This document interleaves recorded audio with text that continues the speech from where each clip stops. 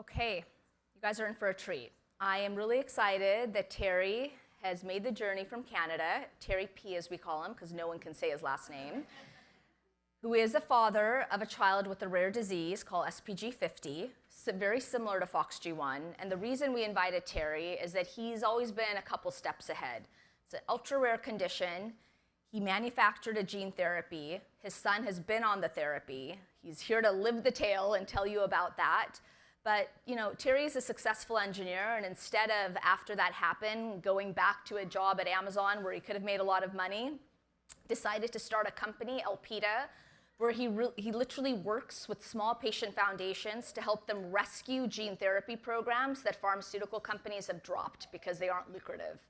And he runs around the world literally begging people for money, fighting with the NIH, fighting with the government. He's truly an incredible person. And no matter what, whenever I text Terry with a question or email him, within 24 hours he gets back to me, and I don't know how he does it, and I know I'm not the only one reaching out to him. So with that, I would love to have Terry come to the stage and share his story.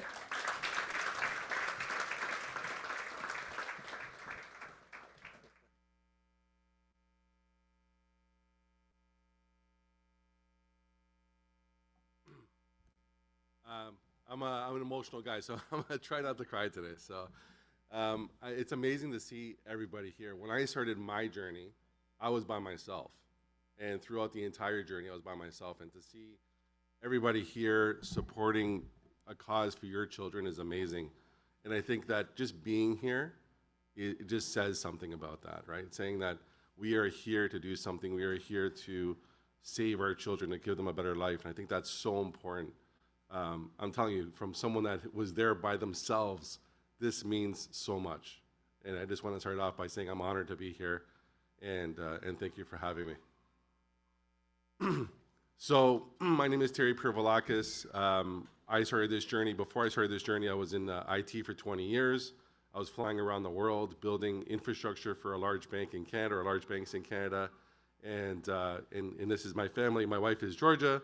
My oldest daughter is Zoe, my middle son is Zach, and the grumpy baby in the middle is Michael, my youngest son.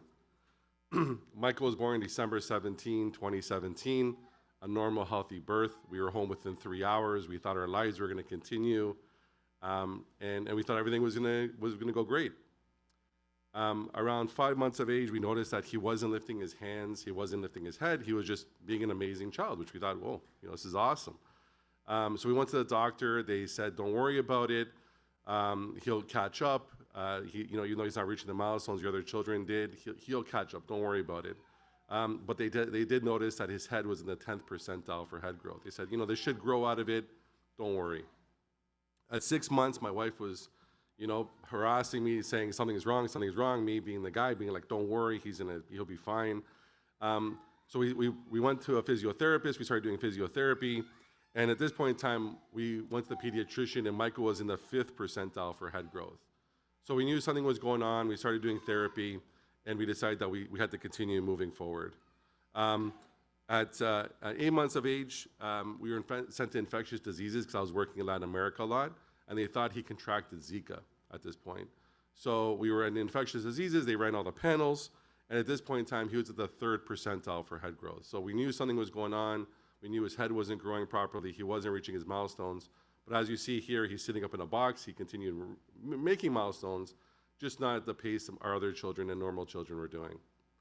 At 10 months of age, they ruled out all of infectious diseases. They sent us to neurology. They did an MRI. They found that he had something called thinning of the corpus callosum and abnormal white matter. Nothing majorly concerning at this point in time, but we knew something was wrong. So we did a pilgrimage to Greece. We went to a bunch of churches because we're Greek Orthodox, and we prayed that Michael's disease would just be nothing at all. Unfortunately, it was something that we couldn't pray away. At 12 months of age, Michael was in the negative third percentile at this point in time. We were sent to infectious neurology. They did all these panels, and all the panels came back negative, so they sent us for a whole exome sequence, a genetic test. On April 2nd of 2019, after an 18-month diagnostic odyssey, he was diagnosed with spastic paraplegia type 50. They told us, go home and love him. He'll be paralyzed from the waist down by the age of 10, quadriplegic by the age of 20. He'll never speak, he'll never walk, he'll never talk. You'll have seizures. There's nothing we can do. We know nothing about the disease, basically. There's about 10 people in the world, the only child in Canada, and there's nothing you can do. We went home that night and we died. I was in a ball crying on the street. My neighbor had to come pick me up. He thought something terrible happened. It did. It was terrible. It wasn't like Michael died, but it was a piece of our soul being ripped out of our bodies. We were told saving Michael was impossible. For us, doing nothing was impossible.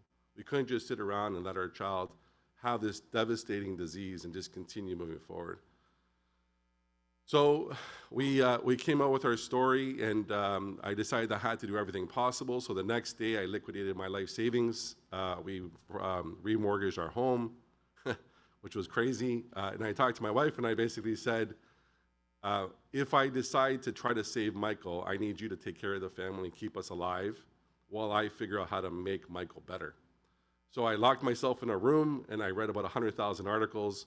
And a month to the day that Michael was diagnosed, I went to the ASGCT conference, the largest gene therapy and cell conference, not for patients, but for doctors. And I put up a sign, wanted a cure for Michael. I met 6 to 7 world experts at that point. I interviewed companies, the NIH, the FDA, and I asked them all the same thing. If this was your child, what would you do? They all said we would do gene therapy. And then I said, the next thing I asked them was, with who? And they said, with Dr. Stephen Gray. That's the people that I would recommend. Like 90% of the people said that. But I needed to answer everything, so I flew to Sheffield, England, and I met the 7th world expert in gene therapy. And we were fortunate that Cambridge University and a team at the NIH were studying our disease for the last 20 years. So we knew the base biology of the disease. We knew what it caused, what the symptoms were. We had a base understanding of the disease. And pretty much 30 days later, I hired Dr. Stephen Gray and Dr. Xin Shen to make a gene therapy for my son and the other children affected. And I'll never forget the day when I was at the conference with Dr. Gray, and he said, I don't make a therapy for one person. I make it for all children. And I said, we are aligned 100%, because after I give it to Michael, I guarantee you, I promise you, I'll give it to every child I possibly can. So at this point in time, he said, well, you need to raise $3 million. And I'm like, oh my God. You know, even if I sold everything, the shirt on my back, my house, my car, everything, we wouldn't be even close to that number. But we said, you know, we have to try. We have to try to raise this amount of money. We have to do everything humanly possible. So we came out with our story to our community, and we told our neighbors and our friends and our family. And I was an introvert before all this. I know it doesn't sound like it, but I really am. And we came out and we said, Michael has this terrible disease. We need to raise $3 million if we're ever to make him better. And the next weekend, our community came together and did a beer works for us. They made a beer. We raised $25,000, and our community came out to support us. And then this gentleman on the left, his name is Bottle Bob, or the right, depending on where you're looking. And what he does, he goes around and collects the bottles and the cans in the area, and he donates it to hockey teams and baseball teams. He's retired. He doesn't need the money. And he goes, every month, I promise you, I will be at your door with a check or with cash. And every month, he's been here at our door with money. And it just showed that if you put yourself out there, your community will rally behind you because it's an important cause. Your children are important. They mean something to us. They're our children. So this is where our journey began. And what happened was we came out with our story. Luckily, my sister was in journalism, bugged all of her friends, and this is the beginning of our journey. We went viral on this video, and it really allowed us to begin raising this huge amount of money that we had to do. Hi, baby. We're gonna cure him. That's what we're gonna do. We're gonna cure him. Or give them the best shot. Look at all that stuff to play with. Why is it Oh my goodness. I should have recorded that. So tell me, what's Michael like? He's a pretty happy kid in general.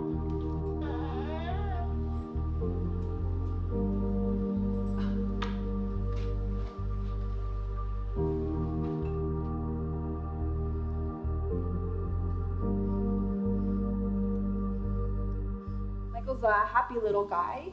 You know, he works really hard to do basic things that other kids do naturally. But he never gives up, he keeps going, and he tries with all his will to do simple tasks like, you know, crawling and walking and feeding himself, things that we all take for granted.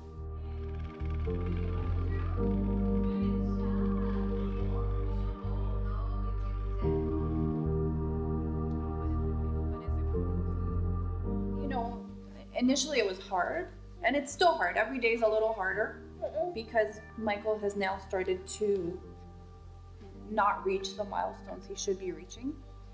He's not walking, he's not talking, and so that affects you internally as a family.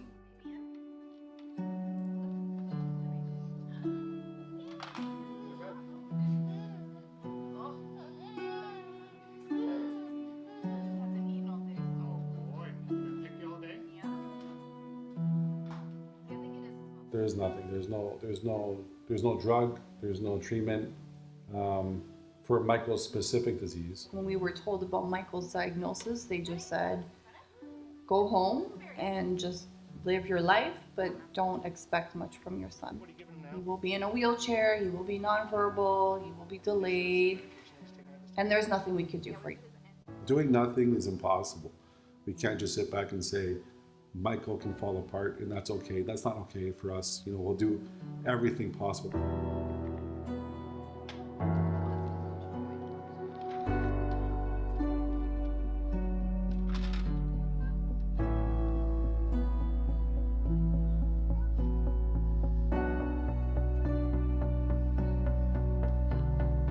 There's a process that could help Michael, but it involves this very expensive approach.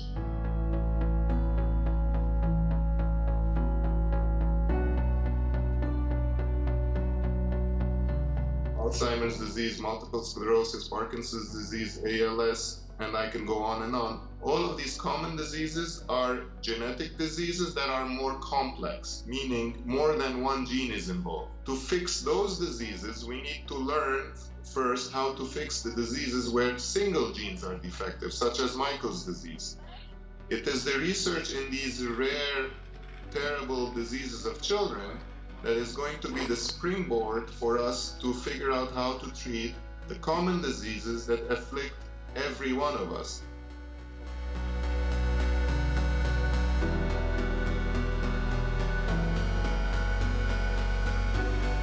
His prognosis is, his future looks bleak. He can't fight for himself, but that's why we're fighting to do it fast and quick. So we're just hopeful. We're hopeful that we meet in time.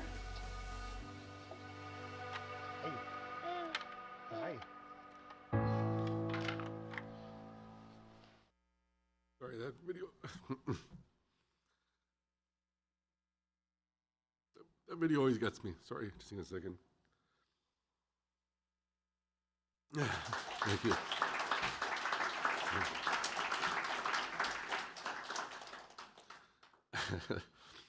It's amazing how much hair you'll lose with all the stress. It's crazy.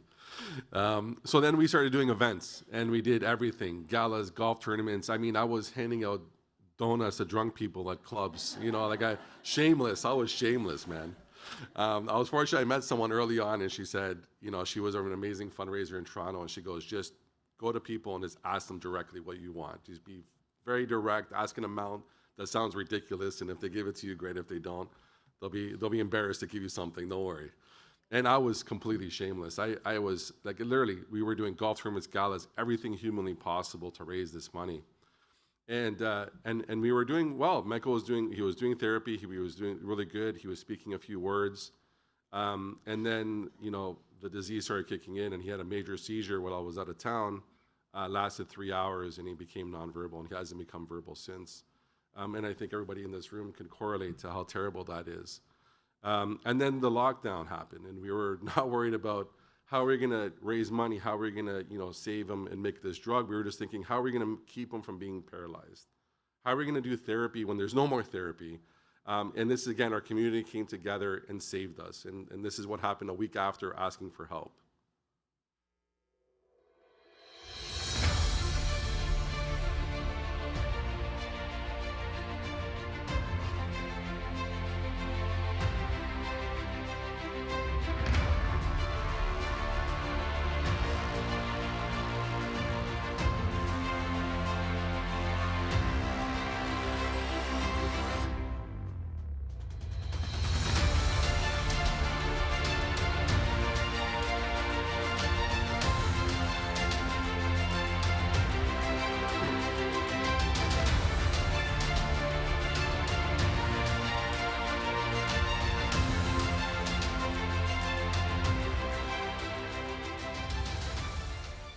So at the height of COVID, this hockey team and this owner of this pool company came out the weekend after, put together this pool 3 at a time, because we were like pure restrictions at this point, to put together a pool so that we can do therapy with Michael. And so now we had Michael in therapy, and we were like, okay, what next? How can we raise money during this lockdown? So I was writing, in the evenings while my kids were asleep to get, more physically fit. My wife's like, why don't you ride from Toronto to Vancouver? I'm like, hold on. That's like 4,000 kilometers, That's me riding 10 in the middle and the bottom dead, So I went to my local MP and I said, if I decide to ride from Toronto to Ottawa, which is about 400 kilometers, would you make it so I can meet the Prime Minister of Canada and plead with him to help us? He said, I think I can make it happen. So for 6 weeks, three times a week, from 9 till 2 in the morning, I started riding as far as I humanly could. Just in the middle of the night, my bike would break along the way. I had to get custom rims made because I'm like 300 pounds. And finally, I got to the point after 6 weeks where I thought, hey, I think I could do this. I'm crazy enough. I could probably make this happen. So I went to my mom and dad and I said, Mom and Dad, will you guys protect me along this ride to Ottawa? And I rode 400 kilometers, 100 kilometers a day, 5 to 7 hours every day. And it was the hardest thing I ever physically did. The first day was all hills. It just killed me. I made it finally, and I had lots of, stamina because your first day. The second day was all wind. It was just in my face. It just killed me. And I to the point where I basically, just collapsed. The third day was 7 hours of bike riding straight. And it was wind and hills. And at the very end, I just fainted and I was bawling my eyes out and people were running from the farms. They thought I got hit by a car or something. It was crazy. And then the last day we made it and it was like, I don't know what it was, smooth sailing, like 4 hours. I was in Ottawa and I met the Prime Minister and I said, 3,000 children of our children are dying every day from a rare disease. And we're not doing anything in Canada to save these kids. Please help me save these children. Not just Michael, but let's do something big. Let's help these children. And he was just there for a photo op, unfortunately. But it was an amazing experience. We raised $180,000 just from that bike ride alone. And it was just something that,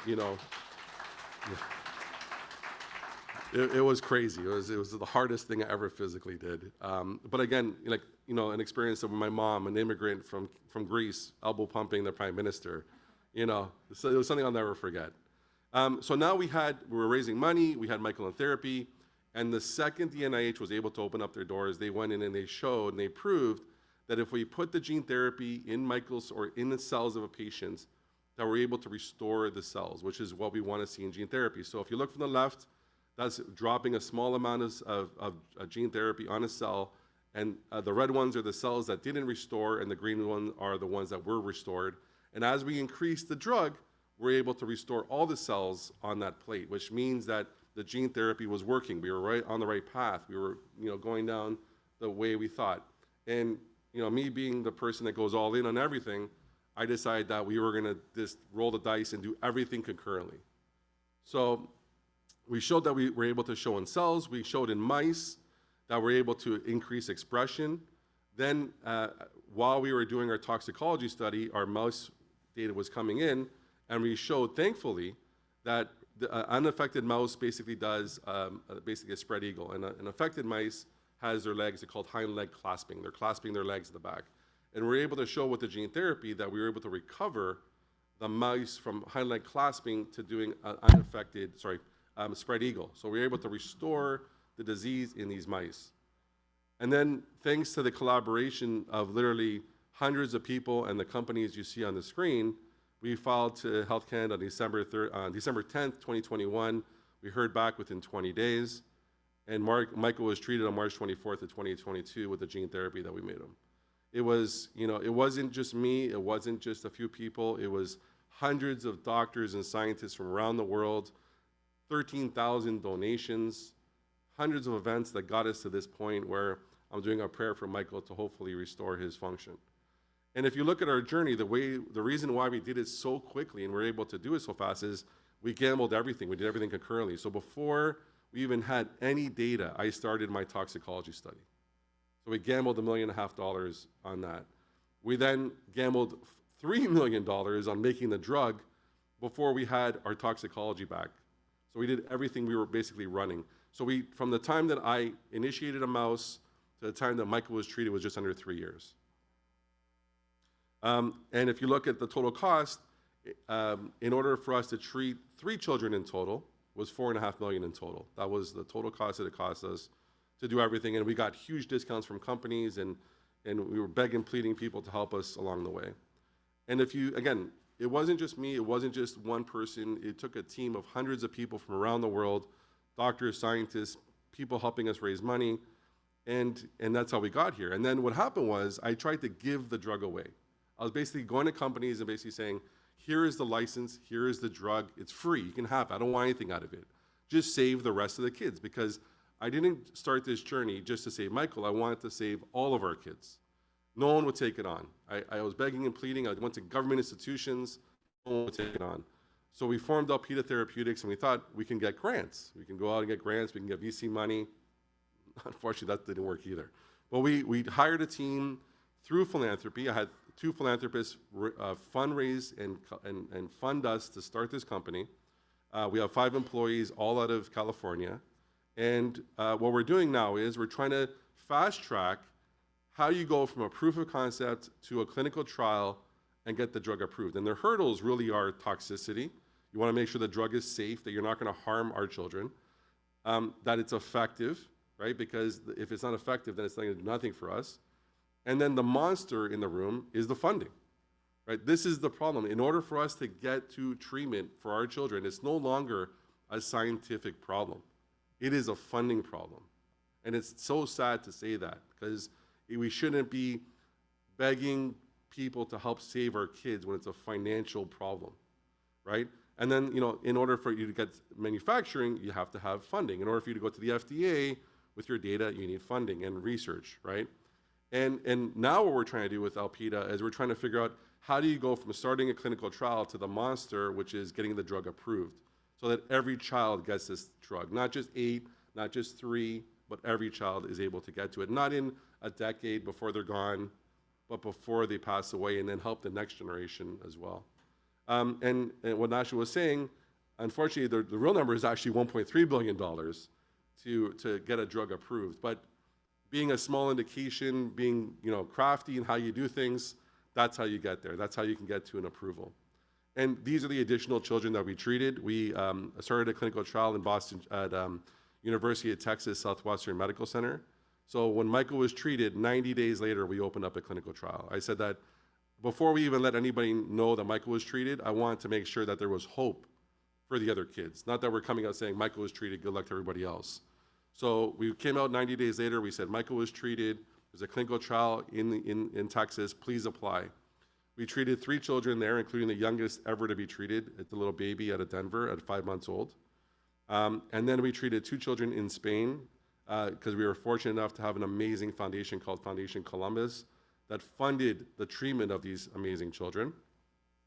And now these are the faces of the children waiting to be treated. And thankfully, we applied to the FDA, we got phase 3 approval, and in March, we'll be dosing 8 children at the NIH, and we have 12 doses remaining, and we're starting a clinical trial in Italy, in Germany, in Denmark, and we're hoping to treat 20 children next year with the drug that we made and what we're doing. And I just briefly want to talk about our journey as families. No parent should have a bag in the corner of their room, so they have to run out of the house, go to the hospital, because we have to immediately leave for some reason because our children are sick. No child should suffer in pain because of the disease they have. And no parent should ever have to bury their child. It should just never happen. So, if there's any scientists in this room, I urge you to work with urgency. Work with urgency. Work as our children's lives depend on it. And I ask everybody in the room to go out and do, bake sales and bike rides if you have to. Do anything humanly possible, because it doesn't matter that you raise $10, $100, $1,000, $1 million. It's that you tried, and you tried with all your might to raise that money, because I was alone. I was the only person doing this at the time. But look at this room.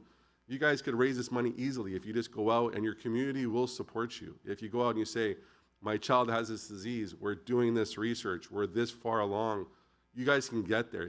I know it sounds crazy, but when I started this journey and I knew nothing, people were helping us. And we didn't do it at $1 million or $2 million at a time. it was $20 donations that we were getting. You know, little kids selling a lemonade for 50 cents. That's how we got here, you know? And I just want to tell you that I will be here always for you guys. You know, I will help save your children. If you need anything, you got me. You know, I'll be here, you know, and hopefully if the company does well, and just so you know, we're running a nonprofit. We're not here for money. We're here to save kids. If we get further along and we're able to help you, I promise I will be here with the company or without. I'm sold. I'm with you guys.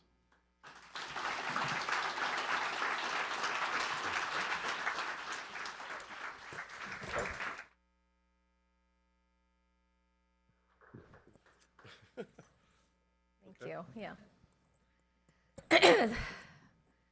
Well, I know there's a lot of tears in the room, and Terry, it's an incredible story. He's an incredible man. Not all heroes wear capes. I was lucky to meet Terry, I don't even know how many years ago now, because it seems like we've been doing this for a lifetime. And I remember at one of the many conferences that we've been at together, Terry came up to me and he was like, "You don't know how lucky you are that you have a community of parents." He's like, "I've had to do so much by myself." And he, you know, and when he knows about Nicole and Ryan and just the team that we have, he just said, "You don't know how hard it is to do it on your own." And it's incredible what he's been able to do. And it's incredible that we have people like him to learn from. There's mistakes that he's made, great things he's done, and he shared everything. And I will say that Elpida is the only company, and we've gone to many companies, Guy and I have gone to them, to ask to show us their IND filings. What did you populate in that filing to the FDA so we can just learn from you? And no one has shared it with us, even other foundations, except for Terry. He just gave us the IND, and we have learned so much from that experience. And as Terry said, you know, he's one man, couldn't even ride a bike before he started his journey. If we all work together, we can do some unbelievable things. So thank you, Terry, for sharing that journey and for taking the time to be here in your busy life. So.